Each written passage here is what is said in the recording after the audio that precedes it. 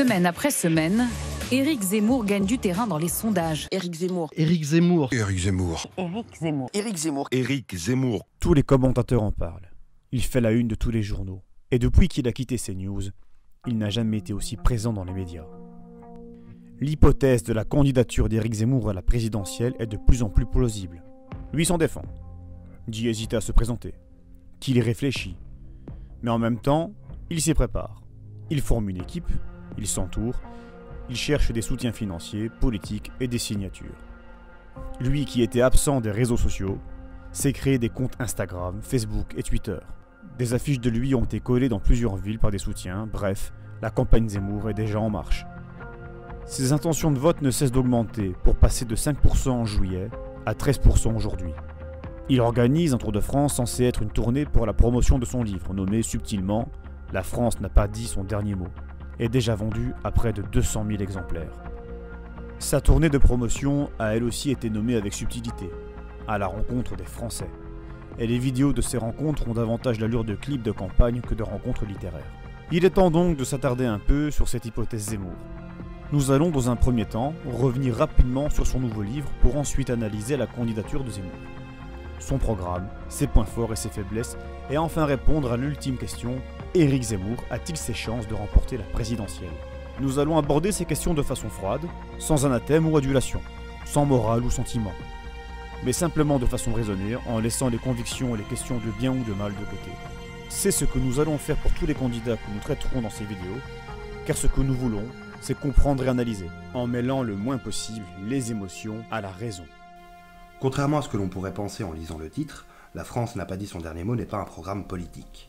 Ce livre est présenté sous forme de témoignages directs d'événements ayant eu lieu de 2006 à 2020.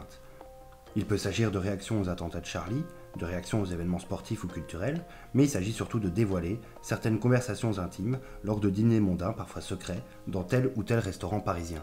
Zemmour y raconte des entretiens privés qu'il a eus avec des politiques, ministres et journalistes. Et c'est surtout là que réside l'intérêt de ce livre. C'est dans ces révélations des coulisses politiques et médiatiques, et si comme moi vous êtes friand de ce genre d'histoire de politique politicienne, alors vous allez adorer ce livre. On apprend des choses surprenantes, comme par exemple cette rencontre secrète que Zemmour aurait organisée en avril 2008 entre le ministre de Sarkozy de l'époque, Henri Guénaud, et Jean-Luc Mélenchon. Ce dernier s'en était d'ailleurs justifié il y a quelques années sur LCP. De M. Sarkozy. Avec Henri Guénaud il y a 2 ans. Mais bien sûr, et combien d'autres? Et Henri Guénaud, je l'ai fait non pas en secret, comme ils disent. J'étais à la terrasse de l'Institut du monde arabe, à son invitation. Je dis ça parce qu'il est écrit dans le journal que j'ai pas payé ma part. Non, c'est qu'il m'avait invité. D'habitude, quand on m'invite, c'est pas moi qui paye. Bon, donc voilà. Et de quoi avons-nous parlé? De l'entrée de la France dans le, c'est pas il y a 2 ans, donc c'est un peu plus, dans le commandement militaire intégré de l'OTAN, parce que je voulais arriver à comprendre comment quelqu'un comme Guénaud, dont je connais les positions, et tout ce secteur de la droite gaullienne, pouvait s'être retrouvé à approuver l'intégration dans le commandement intégré, tandis que moi, je suis pour la sortie de l'OTAN. Sauf qu'il semblerait, selon Zemmour, que cette rencontre ait eu lieu à la demande de Mélenchon, qui voulait également rencontrer Patrick Buisson, conseiller de Sarkozy, souvent qualifié par le front de gauche d'extrême droite. Mélenchon aurait voulu organiser ainsi une nouvelle alliance gaulo-communiste afin de détruire le Parti socialiste qu'il venait de quitter. Autre chose intéressante, c'est le nombre de personnes qui auraient dit en privé qu'ils étaient d'accord avec les analyses et constats d'Éric Zemmour. Parmi eux, on retrouve Édouard Balladur, Nicolas Dupont-Aignan certes, mais on y retrouve des gens plus surprenants, comme l'écrivain Yann Moix, qui lui aurait dit qu'il avait eu raison sur tout. On y trouve également des aveux de personnes qui ont parfois été hostiles avec Zemmour en public, comme Léa Salamé, qui lui aurait dit au lendemain des attentats de Charlie que ça lui donnait également raison sur tout. Sinon, on retrouve également Jean-Louis Borloo, Gilles Clavreux, qui était délégué interministériel à la lutte contre le racisme et l'antisémitisme sous Hollande, ou encore l'écrivain et haut fonctionnaire de gauche Régis Debray.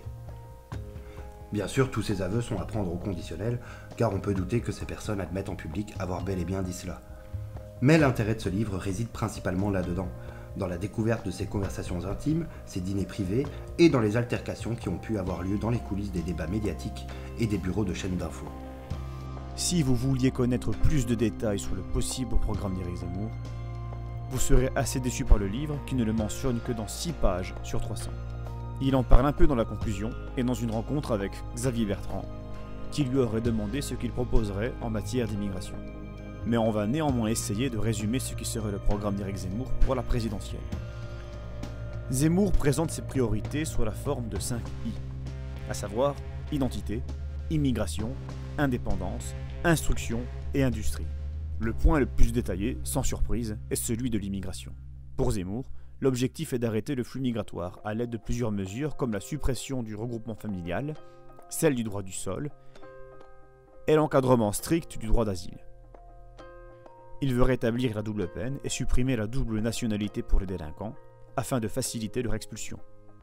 Pour la plupart de ces mesures, Zemmour veut les faire passer par référendum afin qu'elles ne soient pas bloquées par le Conseil constitutionnel. En ce qui concerne l'indépendance, Zemmour veut que la France s'émancipe des pouvoirs supranationaux en rétablissant la primauté de la souveraineté nationale. Ainsi, la France quittera le commandement intégré de l'OTAN, mais ne sortira pas de l'Union européenne ou de l'euro. L'exemple le plus approprié, à titre de comparaison, serait celui du dirigeant hongrois Viktor Orban, qui va régulièrement à l'encontre des directives européennes, sans pour autant quitter l'Union. La sécurité occupe également une place importante dans cette esquisse de programme avec la reprise en main par l'État des zones de non-droit. Et la fermeture des mosquées salafistes est celle contrôlée par les frères musulmans. En ce qui concerne l'économie et le social, on ne trouve que très peu de propositions dont les principales sont la réindustrialisation de la France et le protectionnisme économique. On peut citer encore d'autres mesures diverses comme le rétablissement de la préférence nationale pour les aides sociales comme les allocations familiales ou l'aide au logement, ou encore le rétablissement de la fameuse loi de Bonaparte de 1803 dont on n'arrête pas de parler, qui concerne l'obligation de donner un prénom français à ses enfants ou issus de grandes figures historiques. Mais globalement, voici pour les points les plus fondamentaux de ce qui serait le programme de Zemmour s'il se présentait. L'avantage de ce programme pour Zemmour, c'est qu'il répond déjà à une grande partie des inquiétudes des Français. Selon un sondage de l'IFOP d'avril 2021, 70% des Français jugent la sécurité et la lutte contre le terrorisme tout à fait prioritaires. La lutte contre la délinquance arrive à 69%. 49% des Français pensent qu'il est tout à fait prioritaire d'améliorer la situation dans les banlieues et 48% jugent prioritaire de lutter contre l'immigration clandestine. Mais si Zemmour se présente vraiment à la présidentielle, il devra développer davantage certains points s'il veut s'installer comme candidat crédible. Avec la pandémie, le domaine de la santé, de son manque de moyens et d'effectifs est le thème jugé le plus important pour les Français avec la lutte contre le Covid-19. Il lui faudra un plan solide pour lutter contre le chômage et contre la précarité. L'éducation aussi est importante et est placée en troisième priorité par les Français. Enfin, Zemmour devra s'aventurer sur des domaines qui ne sont pas les siens à l'origine et proposer des mesures concrètes et cohérentes en matière d'environnement pour être crédible, sans pour autant se focaliser trop sur ce point qui n'est pas vraiment la priorité de son électorat. Développer ces points et les organiser en un programme cohérent et crédible fait partie des défis de Zemmour. Maintenant, on va passer en revue les points faibles et les points forts de Zemmour en tant que candidat. La première de ses faiblesses est peut-être son sujet de prédilection, le thème de la civilisation. Pour Zemmour, la civilisation française, voire occidentale, est en danger, et le pays serait menacé par la guerre civile. Alors il ne s'agit pas ici de savoir si son diagnostic est correct ou non, mais il s'agit d'analyser les conséquences d'un tel message. Et d'un point de vue électoral, ce n'est pas particulièrement vendeur. C'est un sujet clivant qui finalement ne convainc que les convaincus, et qui est assez sombre et pessimiste pour la plupart des gens. Ce n'est pas avec un tel constat que l'on donne envie aux gens de voter pour soi. Pour autant, Zemmour ne doit pas arrêter d'en parler, ou on aurait l'impression qu'il retourne sa veste. Mais il doit essayer d'y mettre une touche d'optimisme, de vision plus positive de la situation. Il faut voir ça comme un processus narratif, avec une menace qui serait ici la civilisation en danger, une solution, le programme de Zemmour, qui mènerait à une résolution, une happy end, qui serait la France apaisée ou reconstruite par exemple. Envisager une issue favorable, un projet d'harmonie et d'idéal à atteindre, rendrait sa candidature plus attractive. La deuxième faiblesse de Zemmour est son impopularité. Depuis des années, Zemmour divise, crée la polémique, enchaîne les scandales médiatiques et les procès, et tout cela a un impact sur son image. Début septembre, un sondage Elab montre que 61% des Français ont une image négative de Zemmour, contre 19% qui en ont une image positive, avec 20% ne le connaissant pas ou n'ayant pas d'opinion. Il se place donc derrière Xavier Bertrand, avec 31% d'images positives, Valérie Pécresse ou encore Marine Le Pen. Ce problème d'opinion n'est pas irrémédiable, mais ça demande beaucoup de temps et une vraie stratégie pour redorer l'image d'une personnalité. L'un des meilleurs exemples en termes d'amélioration d'image est probablement le cas de Jean-Luc Mélenchon, lors de la dernière présidentielle, qui en l'espace de 8 mois est passé de 31% d'opinion favorable en septembre 2016 à 56% en avril 2017. Même si ensuite il a rapidement rechuté pour aujourd'hui atteindre le même niveau que Zemmour, mais ça, nous y reviendrons dans une prochaine vidéo sur Mélenchon. Dans tous les cas, c'est pour l'instant le problème principal de la candidature de Zemmour, son image défavorable liée à sa radicalité et aux polémiques. Un autre point faible de Zemmour est son manque d'expérience politique. S'il a suivi de près la politique depuis plus de 30 ans en tant que journaliste, Zemmour n'a jamais exercé aucun mandat politique et n'a donc pas les mêmes connaissances et compétences que ses concurrents en matière d'administration et d'exercice du pouvoir. Si grâce à ça il peut se déclarer comme un candidat hors système, ça peut également l'handicaper dans les débats techniques. Enfin, le dernier point problématique de Zemmour que nous aborderons ici est sa radicalité. Que ce soit sur sa politique migratoire, sur le principe d'assimilation, ou sur sa politique sécuritaire, Éric Zemmour défend une vision politique qui est perçue comme étant d'extrême droite. Lui s'en défend naturellement, et d'y être dans la droite lignée du RPR des années 80. On a vu revenir il y a quelque temps cette archive des États généraux qui ont eu lieu en 1990 entre le RPR et l'UDF. Ces deux partis, loin pourtant de l'extrême droite, s'étaient accordés sur certaines positions en matière d'immigration et d'intégration, comme la fermeture des frontières, la préférence nationale pour les aides sociales, la lutte contre les ghettos, et ils disaient également dans leur texte de synthèse qu'il y aurait une incompatibilité entre l'islam et les lois de la République, et qu'il faudrait organiser un courant français de l'islam pour que l'intégration se fasse. Ces points correspondent tous avec le programme d'Éric Zemmour, qui est effectivement dans une ligne gaulliste, et Zemmour aurait pu être placé à la droite traditionnelle par les observateurs s'il n'y avait pas eu tout d'abord un changement de paradigme depuis la fin du XXe siècle. À cette époque, la question de l'immigration et de l'identité française n'était pas tabou. Tous les partis traitaient cette question, et même le Parti communiste avait un discours particulièrement fort sur ces sujets. Il faut stopper l'émigration officielle et clandestine. Il est inadmissible de laisser entrer de nouveaux travailleurs immigrés en France, alors que notre pays compte près de 2 millions de chômeurs français et immigrés. Mais depuis l'arrivée de Mitterrand au pouvoir, les clivages ont été perturbés. Le Front National a gagné en visibilité et en électorat, divisant ainsi la droite, pendant que le Parti Socialiste recentrait son électorat vers les Français issus de l'immigration, en récupérant ou en organisant des mouvements comme Touche pas à mon pote. Ainsi, alors que les questions d'immigration et d'assimilation traversaient tous les partis, elles furent progressivement abandonnées à l'extrême droite.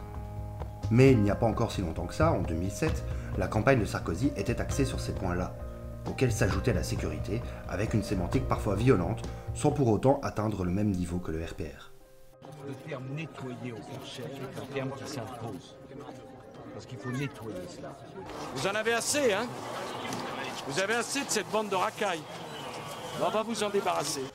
Il faut enfin qu'on puisse dire en France qu'on veut maîtriser l'immigration, refuser les régularisations globales, sans être immédiatement accusé d'être raciste. Depuis, le changement de paradigme s'est encore accentué, et les propos de Zemmour, qui auraient été jugés comme étant de la droite forte il y a 15 ans ou de la droite gaulliste il y a 30 ans, sont aujourd'hui vus comme étant d'extrême droite.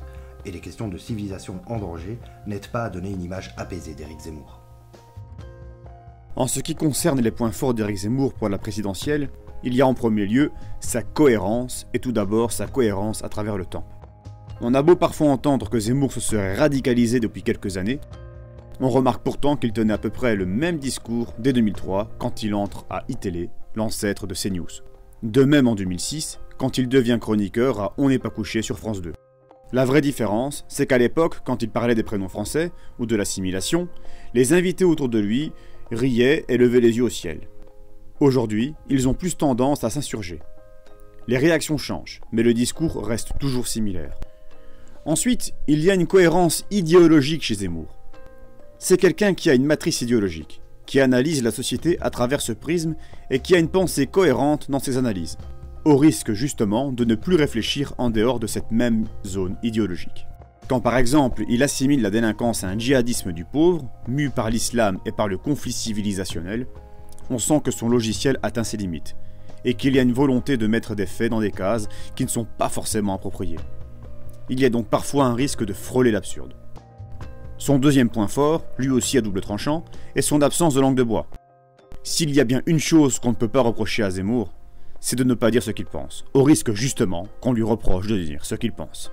Sa franchise, sa façon de parler sans filtre peut être particulièrement attirant pour les électeurs, qui se seraient lassés des discours des politiques habituels. Zemmour choque, Zemmour dérange, mais du coup Zemmour fait vendre. Il est vu comme un excellent client pour les médias, et on peut être certain que la moindre punchline sera dans les journaux le lendemain. C'était plus ou moins la même chose avec Donald Trump, et on peut dire que ça lui a plutôt réussi. En tout cas, pour la première élection. De plus, c'est le genre de discours qui peut séduire une partie du plus grand réservoir à vote de France, les abstentionnistes. Enfin, ces deux derniers atouts sont liés. Tout d'abord, c'est un débatteur redoutable, que ce soit face à Mélenchon dernièrement, Manuel Valls, Éric Dupond-Moretti, Jacques Attali ou Bernard-Henri Lévy. Zemmour n'est jamais en manque d'arguments, de petites phrases cinglantes et surtout de citations bien placées. Le plus grand démographe français disait « Les chiffres sont des petits êtres fragiles qui, si on les torture, font dire n'importe ce que vous voulez. » De Bossuet, qui dit « Dieu rit des gens qui déplorent les effets dont ils chérissent les causes. » De Gaulle dit « Ceux qui croient à l'intégration ont des cervelles de colibri. » Péguy disait « L'ordre et l'ordre seul fait la liberté, le désordre fait la servitude. » Auguste Comte disait « Les morts gouvernent les vivants, monsieur Attali. » Et Raymond Aron ajoutait « L'histoire est tragique. » Et c'est là la dernière qualité de Zemmour, c'est sa culture. Zemmour est quelqu'un d'extrêmement cultivé et qui aime le faire savoir. Excusez-moi d'avoir lu des livres. Et avoir de la culture, c'est un excellent avantage, particulièrement dans une campagne présidentielle française. C'est très utile en débat évidemment, mais également durant les meetings et les discours. Ça a un attrait sur le public, ça fait référence à un imaginaire et ça permet d'inscrire le discours dans les mémoires et de le légitimer. À titre de comparaison, Jean-Luc Mélenchon, qui est également très cultivé, et qui lit énormément, il met une grande part de sa culture dans ses discours, et il est celui qui fait l'une des meilleures campagnes à chaque présidentielle. Il va même jusqu'à inclure régulièrement des poèmes dans ses discours, et Victor Hugo ou Baudelaire, ça ne laisse jamais indifférent. La culture, c'est un avantage de taille en France, que ce soit dans la politique ou dans la vie d'ailleurs. Maintenant, on en vient enfin à la fameuse question, Éric Zemmour a-t-il ses chances de remporter la présidentielle ?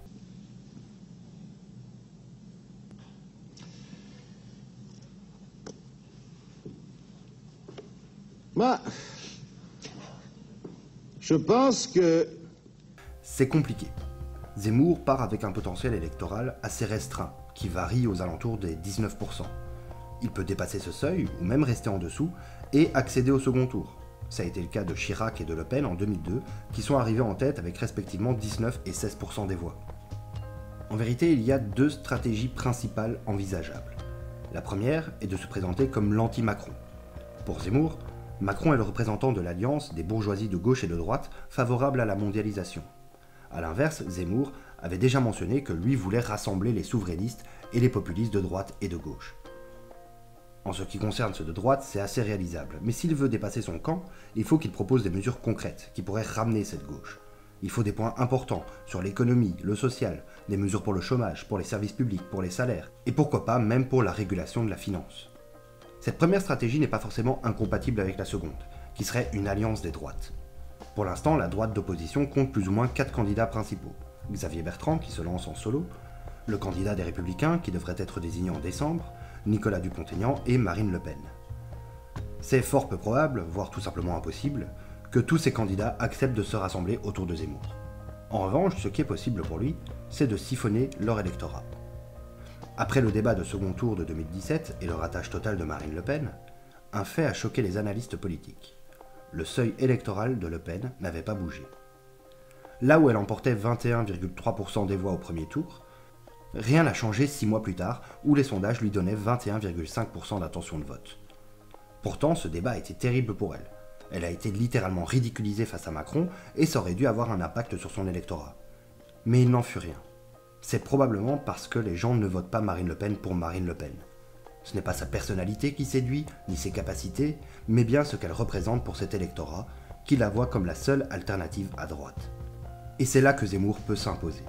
Si Zemmour arrive à prendre assez d'électeurs à la droite traditionnelle de Xavier Bertrand et des Républicains pour devenir un candidat alternatif, il peut espérer un transport massif des voix de Le Pen vers lui, et ainsi accéder au second tour à sa place.